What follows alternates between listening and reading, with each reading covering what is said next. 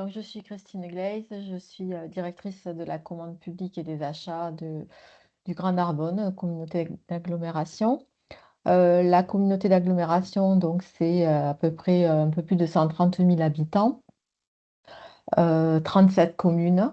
Voilà, et nous sommes engagés dans la démarche des achats durables. Nous faisons partie donc du RESOC, du conseil d'administration, et du coup, j'ai accepté de vous présenter donc la fresque puisque nous l'avons déployée au sein de notre collectivité.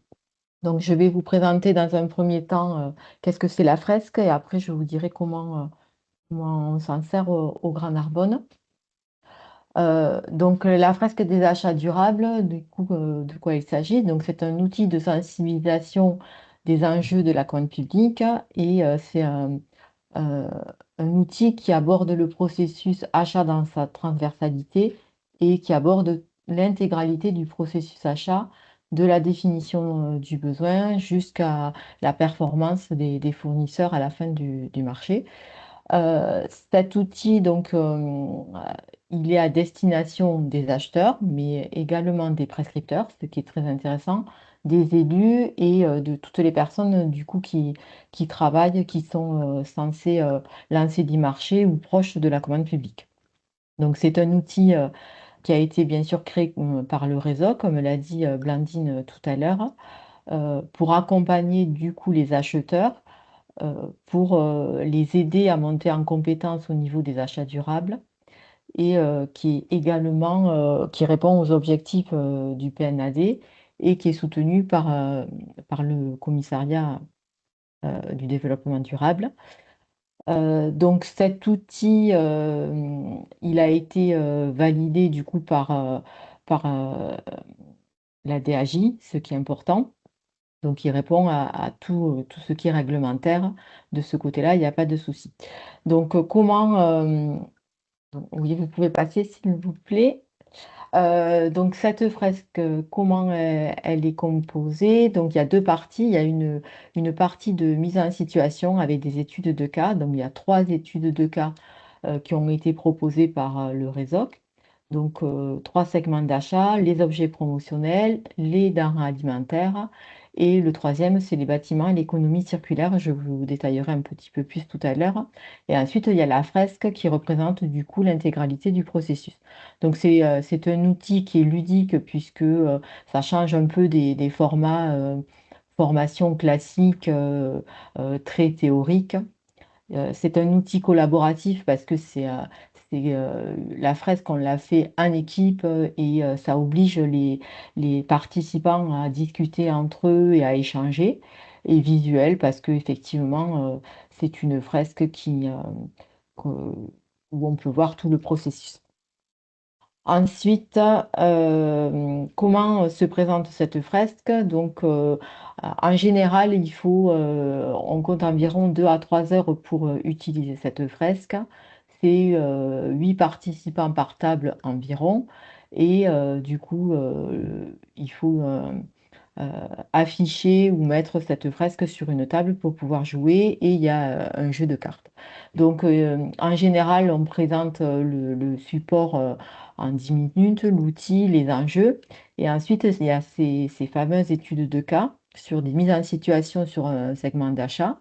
Donc, il y a une demande qui émane donc, d'un élu, par exemple, une demande d'achat, et les participants à la fresque doivent trouver des enjeux, les outils, la réglementation à travers les cartes qui leur sont proposées et sur des segments d'achat donc, que je vous ai dit tout à l'heure. Ces segments d'achat, ils sont déterminés pour le moment par le RESOC et on ne peut pas en créer pour le moment de nouveau. Donc, il faut compter à peu près 45 minutes pour effectuer l'étude de cas. On peut en faire un, deux. Après, ça dépend le timing dont on dispose. Bon, nous, par exemple, on est arrivé à en faire deux. Ensuite, il y a la carte mentale, donc retracer tout le processus achat et disposer de cartes sur toute la fresque. Et ensuite, à la fin, une fois qu'on a fini la fresque, on a un temps d'échange avec les participants pour savoir comment ils ont abordé ce processus et ce qu'ils en ont, les avantages qu'ils en ont tirés. Voilà, donc ça, c'était la présentation de la fresque. Et donc, je vais vous dire comment on l'a déployée au sein du Grand Narbonne. Donc déjà, donc nous avons été formés à la fresque, deux personnes au sein du Grand Narbonne qui ont été formées à la fresque en janvier 2025. Et on a trouvé intéressant de déployer cette fresque dans la collectivité. On a proposé au service formation de la collectivité de faire des sensibilisations. Donc nous, on a privilégié un format de demi-journée où on a fait dans un premier temps un rappel des règles internes pour nous aider également. Et ensuite, on a proposé cette fresque. On a profité de ce timing de 3 heures pour faire aussi des rappels et que ça nous aide après dans notre quotidien. Donc l'animateur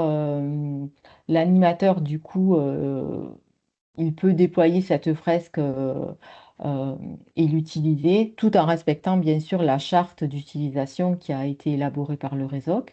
Et on doit assurer un reporting également pour savoir qui a été formé et pour avoir des statistiques sur cette fresque. Donc, pourquoi on a déployé, pourquoi on adhère aussi tout à fait à cette fresque, c'est parce que, bon, ben, comme l'a dit Blandine tout à l'heure, les achats ont un enjeu, sont un levier important. Et au Grand Narbonne, par exemple, ça représente environ 30 millions d'euros. Et du coup, ça contribue aussi, c'est une autre action qu'on peut développer, cette fresque, par rapport aux outils qui existent déjà. Donc, on a un budget vert, on a une stratégie numérique responsable. On s'est aussi astreint à faire un spazer, alors un spazer de transition parce qu'on l'a fait en fin de mandat, qu'on renouvellera euh, en fin d'année certainement. Et donc, on trouvait que la fresque était un outil intéressant pour faire adhérer les agents à l'achat durable. Donc, ce qui est un fort enjeu, puisque on a quand même des- des enjeux, oui, enfin, d'atteindre des objectifs rapidement. Et on s'aperçoit qu'encore, on a quelques difficultés au quotidien. Donc, les actions déjà engagées, vous pouvez passer, s'il vous plaît. À la salle, voilà. Donc, on a engagé 3 sessions de formation. Environ 30 agents ont été formés en 2025. Donc, dans un premier temps, on a fait le service, la direction achat et commande publique avec la chargée de mission transition écologique, la directrice de pôle, mais aussi un service opérationnel qui a bien voulu participer. Et ensuite, on l'a proposé à tous ceux qui participaient à l'acte d'achat dans un premier temps. Et on a essayé de convaincre ceux qui avaient quelques difficultés avec la commande publique et qui trouvaient les achats publics plutôt contraignants, les règles contraignantes. On a voulu un peu les sensibiliser à tous ces enjeux. Et donc, pour la suite, donc pour 2026, on envisage, alors, ouais, je pense, oui, voilà, donc ce qu'ils ont apprécié, alors attendez, je suis perdue dans les slides. Vous pouvez remonter, voilà, pardon, c'est moi qui... Alors, ce que les agents ont apprécié, donc c'est le format. euh, qui est très ludique. Du coup, ça change effectivement des formations où on reste assis à écouter ou à regarder un PowerPoint. Donc ça, ils ont trouvé très bien. Les cas pratiques où ça leur a permis de discuter entre eux, d'échanger, de partager des points de vue entre les services, des services ne se connaissaient pas forcément ou qui n'avaient pas l'habitude de travailler ensemble. De voir l'intégralité du processus, ça les a également très intéressés parce qu'ils sont souvent focalisés sur une des parties. Ça leur a permis de se questionner sur comment ils allaient pouvoir intégrer le développement durable dans leur marché, c'était pas forcément leur priorité jusqu'à présent. Donc là, ils ont bien compris qu'il fallait y aller et, d'appréhender toutes les notions, notamment le volet social qu'ils avaient tendance à oublier. Donc ça, c'était pour ce que les agents ont aimé. Euh, Ensuite, en tant qu'animatrice, donc moi j'ai bien apprécié le fait de pouvoir guider nos collègues, d'impulser une dynamique au sein de cette fresque et un partage aussi avec les participants et de pouvoir faire passer des messages qui nous serviront après au quotidien parce que bon, c'est quand même l'enjeu de convaincre les services d'intégrer le développement durable dans leur marché et de se poser les bonnes questions. Alors, on n'a pas tout résolu grâce à la fresque, mais en tout cas, on s'aperçoit qu'on fait petit à petit évoluer les mentalités et en tout cas les réflexions.